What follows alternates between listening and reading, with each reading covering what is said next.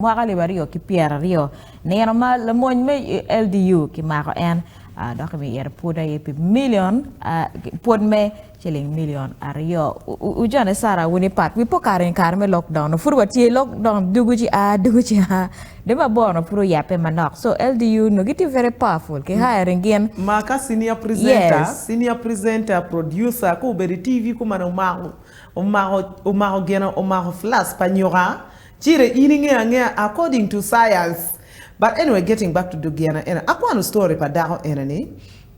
Yes, uber what you can talk about nipo ngo motime. Ento kano ana yegin eno time kuma I would not even mind ngari ko berunga ngari beru my relative because gin mangari ni utimoni was totally criminal. Yes, gin na very criminal. Na mir tieto kong gin no time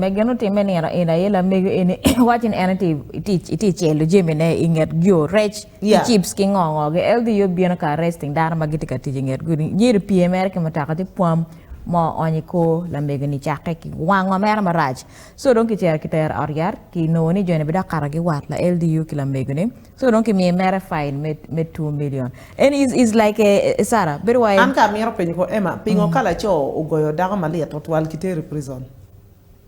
why are they not related? They are related because mono chwara wigi lotiem enta ki chwara chero ko prison ko no ko foot ko. So what is so different ni ka cousin mamega wa and he did it intentionally. Ki wati eni ki chera don ki lar loka lara ki gang no kon ki ter jale okay police so ma don ki nyang ni ki wat wa ka wati gen by that time ken ma LDU no tika treating ker dan ana dong sara de spaleri ene no ko wa ko cher ko vuru ko pidwe chel we kon hotel yire because at the end of it all whether you're my relative or not a criminal is a criminal. Yeah. Lok magetero ketiro ke ken gangi keno kane bedu kama kuku kuteye piem tie ngarmo bonne ko la wore ti donga ko ken ne ngarmo dong dire be furu charo ti ko lok ke ken gang kira dong te gawajde ni criminal activities must be handled according to the law. Exactly. Check miro mak dano achira in president ungeyati beno wajo ni lockdown po gang teach o gang word padano tinge ki boda ki jimu kene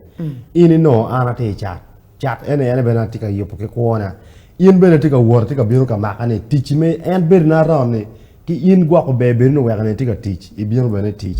ena pe biro ka ono dano ene bero chalo tor twer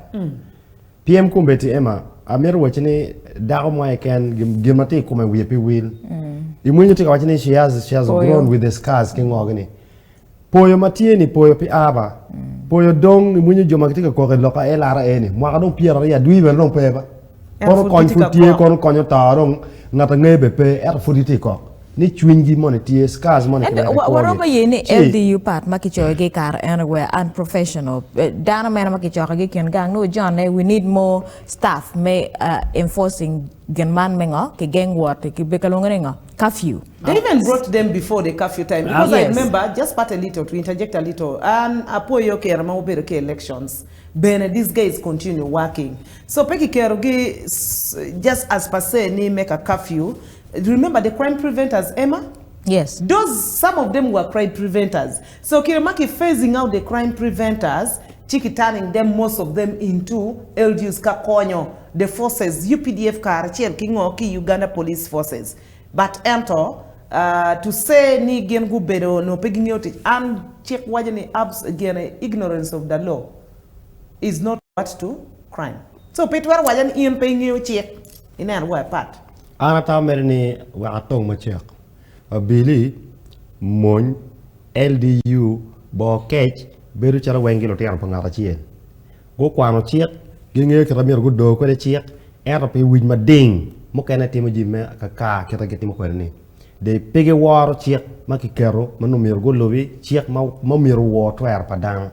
chi de penye ke kene wajene ki chiar ka kwan pengo ka pege ngey wo ngo mano ki wachigi kage wayo chata makungar man kira ke mako bere ke dano tie kage wayo chata enforcing law money kito mero bo to lock ke dano tie gin ma waje dano chenjui da wo ene ana ngama wayo ano afando mala ma ya bero ngar ma tek foli lokabili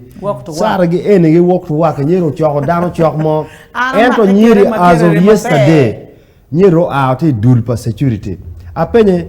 ano warwato kare wan horo wa mera wachi man kinera mer ma yaka yai mak mano tigil president tam yene ngo wachi those were old stories chia wajara wachi ni wipo ki wachi ni bedbe ke te chia romano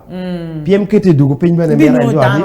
enjo acheli now that is where abiliki joma gwako kuj wigi wilo ema wigi wilo ni kage ruko uniform gitami gitike kero ento wigi wilo kage lonyo uniform giti chalo an